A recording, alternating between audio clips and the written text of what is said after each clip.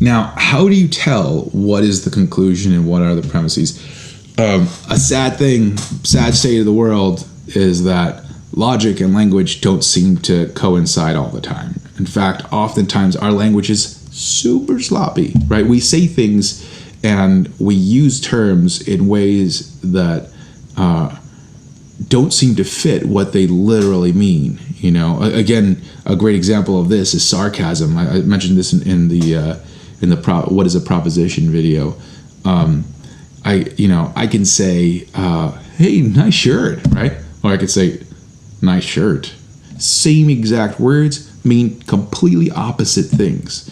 So language can be super sloppy.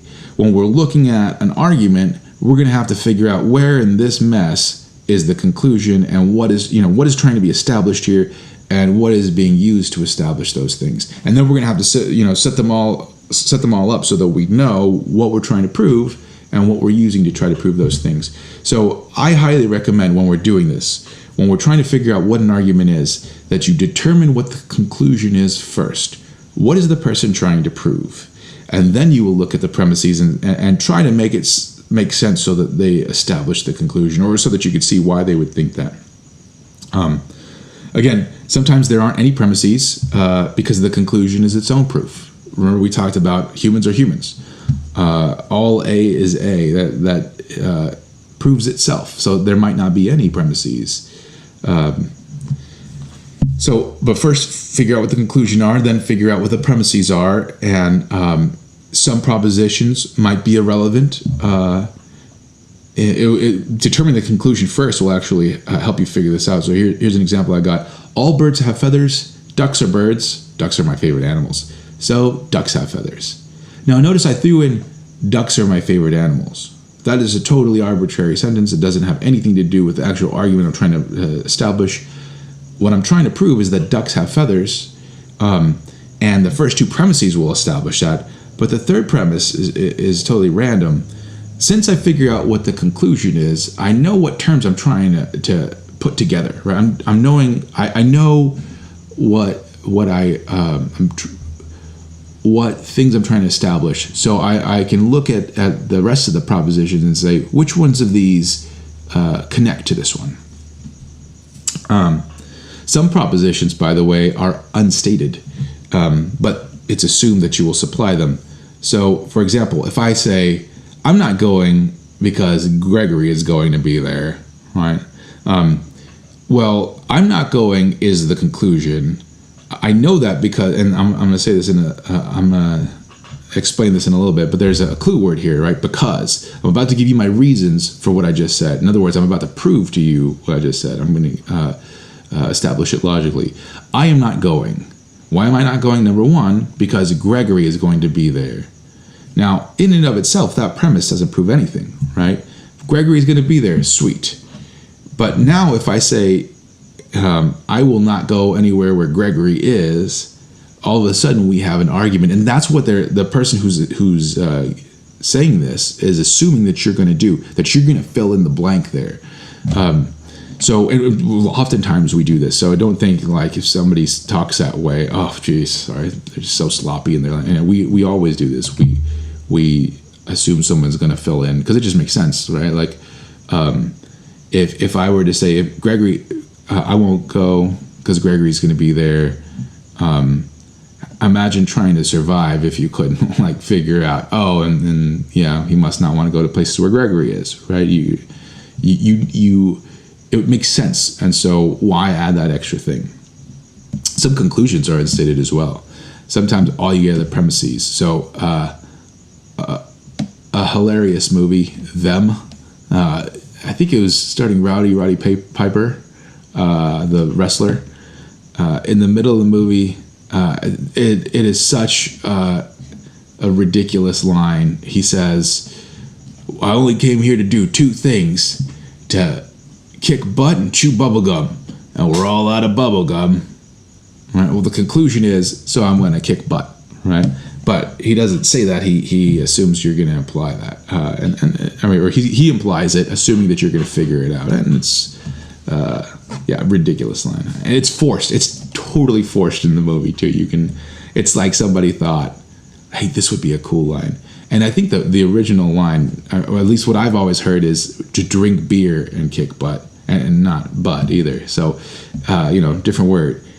So I don't know, ridiculous. Anyway, how do you figure out which one is the conclusion?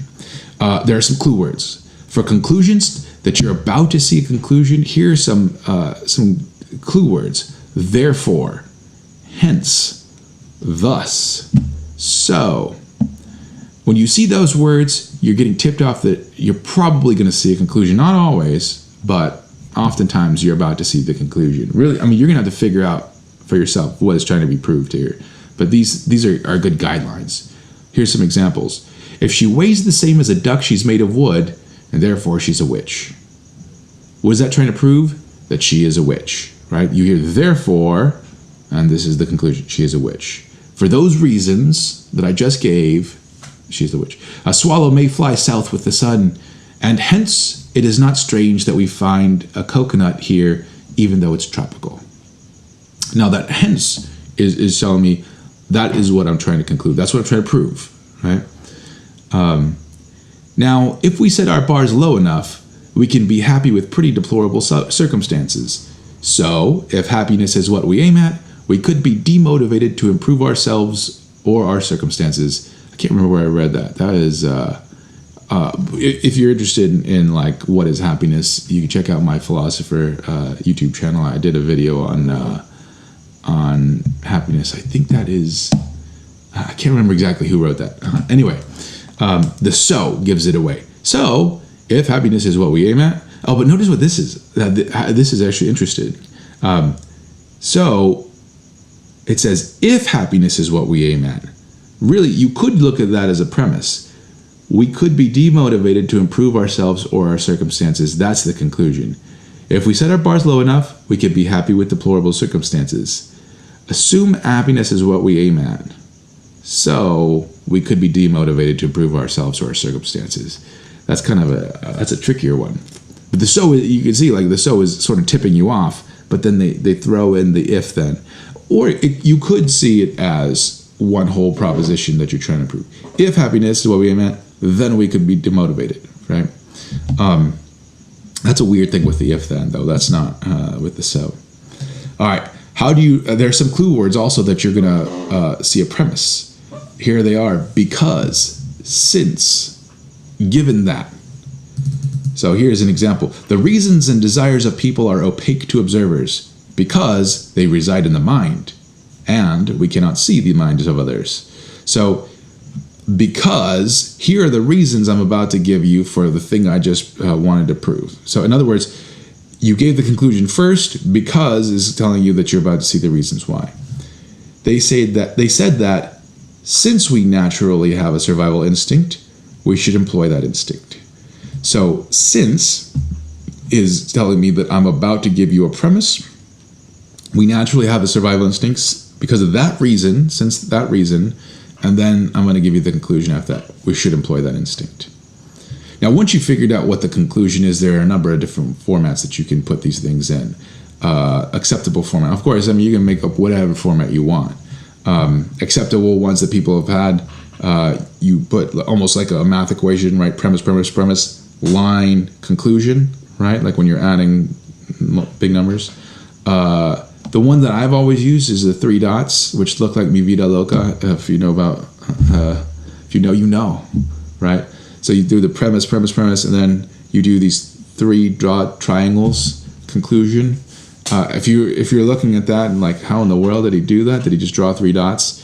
A lot of these symbols are in. I found a lot of them in Microsoft.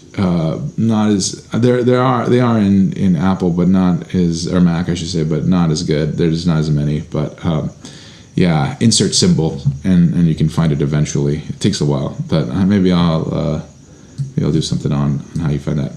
Or you could put them all horizontally: premise, as many as you need, right? Then backslash, the upside down 3 dot triangle, conclusion. So to review, what do? You look for the conclusion first. Sometimes remember there might not be any premises, but look for that conclusion first so you know what to establish. Sometimes you have unstated propositions that people would probably assume that you would put in for them. Pick a format. Format's up to you, but be ready, because depending on what book that you see or what logic teacher you're taking from, they might be using a different one.